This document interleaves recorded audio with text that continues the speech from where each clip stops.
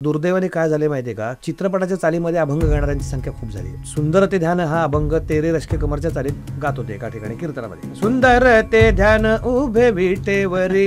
काय टाइमपास म्हणून केलेल्या कविता नाही तुकाराम महाराजांनी. म्हणलं स्वतः तुकाराम महाराजच असं नामस्मरण ऐकून घाबरतील म्हणलं. त्या अभंगाच्या गाण्यामधनं जी भावसमाधी साधायची आहे, ब्रह्मानंदे लागली टाळी कोण देहाते सांभाळे, ही अवस्था तुम्हाला त्याच्यासाठी भजन आहे ना. तुम्ही सांगता स्त्रियांना मंत्र म्हणण्याचा अधिकार नाही, त्या अनुराधा पौडवालांनी गायलेला गायत्री मंत्र चालतो का तुम्हाला? आधी शब्द असतात, त्याचा मंत्र कधी होतो, कसा होतो याचं तुम्हाला माहिती आहे का? काही नाही.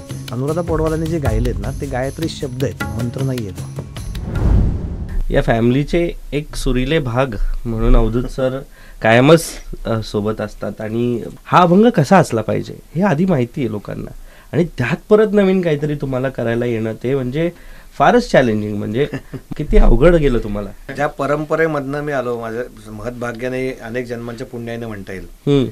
आमच्या घरी पिढ्यानपिढ्या माऊलींची सेवा आहे. बरोबर. माऊलींच्या आजोळघरची सेवा आहे, ती सगळी पालखीचा मुक्काम आपल्या घरी असतो. बरोबर. ती सेवा आहे आणि लहानपणापासून या वातावरणात वाढलेलं आहे. आणि मी खरं तर मला काहीच मेहनत नाहीये, खरं सांगायचं म्हणजे शून्य मेहनत आहे ह्याच्यामध्ये. का? कारण हे जे सगळे अभंग आहेत या सगळ्या पारंपरिक चाली आहेत, शेकडो वर्ष जुन्या चाली आहेत. अच्छा, म्हणजे आम्ही जे ऐकतो त्या कमर्शियल चाली. आणि माझा उद्देश हाच आहे. आता कळलं. आमचा उद्देश तोच आहे की बाबा ज्यांना हे माहिती नाहीये की अशा प्रकारे हे वारकरी संगीत, जी परंपरा शेकडो वर्ष, जशी संतांची परंपरा, त्यांची अभंगाच्या वाङ्मयाची परंपरा आहे, संत वाङ्मयाची परंपरा, तशी त्या गायकीची पण परंपरा तेवढीच जुनी आहे. बरोबर. अर्थात या हे जरी पारंपरिक चाली असल्या तरी त्या खात अवधूत स्टाईलनी मांडले गेले, त्यामुळे त्याला अवधूतचा टच आहे. तो सगळा आशीर्वादाचा भाग आहे, खरं तर म्हणजे कृपेचा भाग आहे. कारण मी कायम सांगतो, माझ्याकडं जे काय आहे, आमचं दुकान कृपेवरती चालू आहे. घातला दुकान तो अभंग जो आहे तसा. आणि ह्याच्या बाबतीत तर मी हमाल काम केलेलं आहे. म्हणजे तुकाराम महाराजांच्याच अभंगाच्या शब्दात मी नेहमीच सांगतो ते की फोडिले भांडार धन्याचा हा माल, मी तो हमाल भारवाही. कारण हे त्यांचं आहे हो. त्यांनी पिढ्यानपिढ्या सगळं जतन करून ठेवलेले अनेक पिढ्यांनी, आणि ते आपल्यापर्यंत पोहोचवले. मी फक्त ते हात लावून मम्मा म्हणून इकडूनच पोहोचवायचं, ज्यांना माहित नाही त्यांच्यापर्यंत पोहोचवण्याचं मी एक मध्यस्थ. आणि त्यासाठी दिग्पालने मला पूर्ण स्वातंत्र्य दिलं त्या बाबतीमध्ये. आम्ही अभंग निवडताना सुद्धा आम्हाला असं झालं होतं की अरे हे घेऊ का, हे घेऊ का, हे घेऊ का, हे घेऊ का. इतकं मोठं भांडार आहे. बरोबर. 4,500 जवळजवळ अभंग तुकाराम महाराजांचे आत्ता उपलब्ध आहेत. एवढं मोठं भांडार आहे. बरं, त्यातून निवडायचं, त्यातून आपल्या चित्रपटाला काय इतके ऑप्शन्स होते, मग त्यातून निवडले गेले. बरं, गंमत अशी झाली की त्यातले बरेचसे अभंग, आता जर तुम्ही लिस्ट बघितली, त्यातले बरेचसे अभंग प्रचलित आहेत. लता दीदींनी गायलेलं आहे. सुंदर ध्यान लता दीदींनी गायलेलं आहे. आनंदाचे डोही आनंद तरंग, ती लता दीदींनी गायलेली अभंग रचना आहे आणि फार लोकप्रिय आहेत हे दोन्ही अभंग. किशोरी त्यांनी गायलेलं बोला विठ्ठल, हे पण फार लोकप्रिय आहे.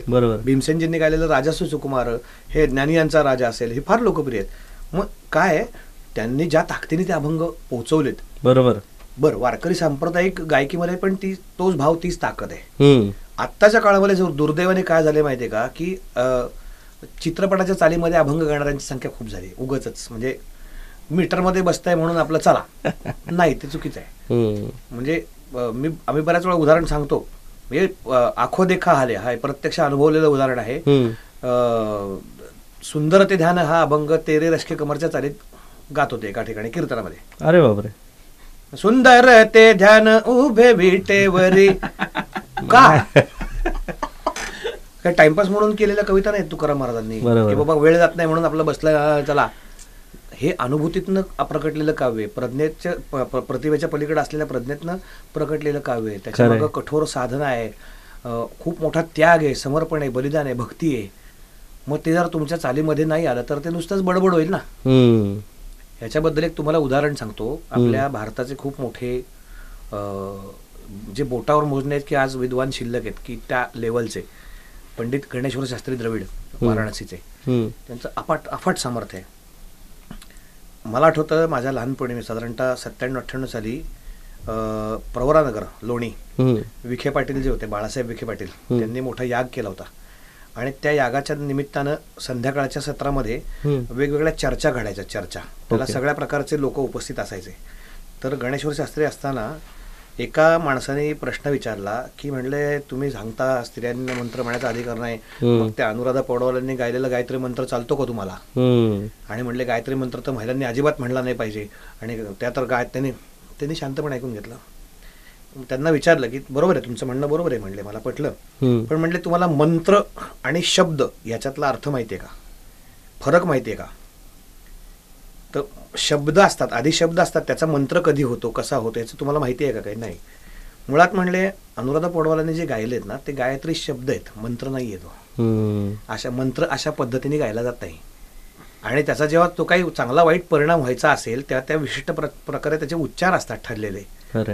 तर तशा पद्धतीने केलं तर ती तुमच्या शरीरामध्ये ऊर्जा जागृत होते. आणि मग गायत्री मंत्रामध्ये असे काही गोष्टी आहेत की ज्या स्त्रियांचं जे शरीर आहे ते त्याला कॅपेबल नाही त्यांचं हे करायला, अशी ती चर्चा होती. तसं तुकाराम महाराजांचे हे जे शब्द आहेत त्याचं ते नुसतेच शब्द होतील ना, मग अभंग राहणार नाहीत ना ते. बरोबर. त्याचा जो परिणाम साधायचा अभंगाच्या गाण्यामधनं जी भावसमाधी साधायची आहे, ब्रह्मानंदे लागले टाळे कोण देहाते सांभाळे, ही अवस्था तुम्हाला त्याच्यासाठी भजन आहे ना.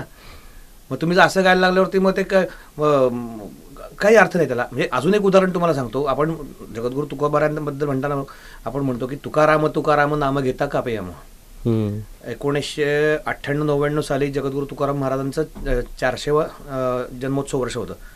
तर त्यानिमित्ताने आळंदीत मोठा सप्ताह चालू असतात. सप्ताह म्हटलं की अखंड हरिनाम चालू असतं.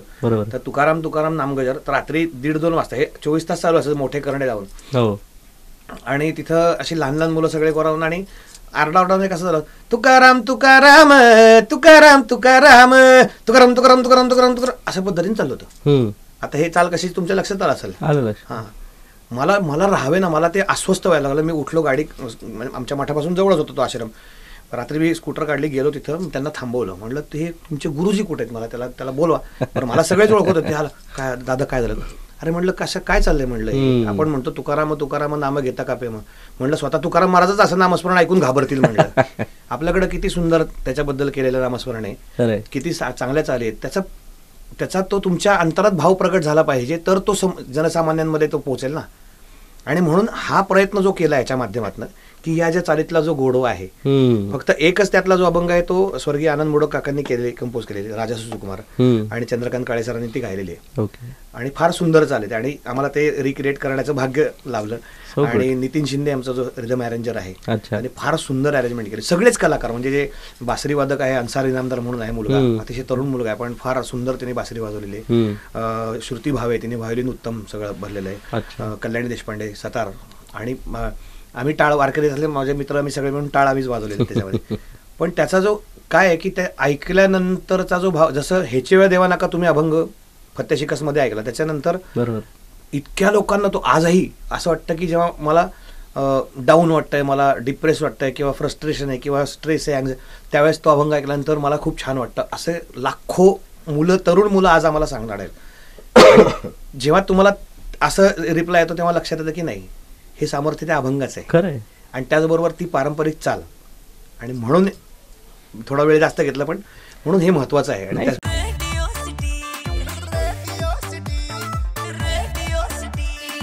रेडियो सिटी रग रग में दौड़े सिटी.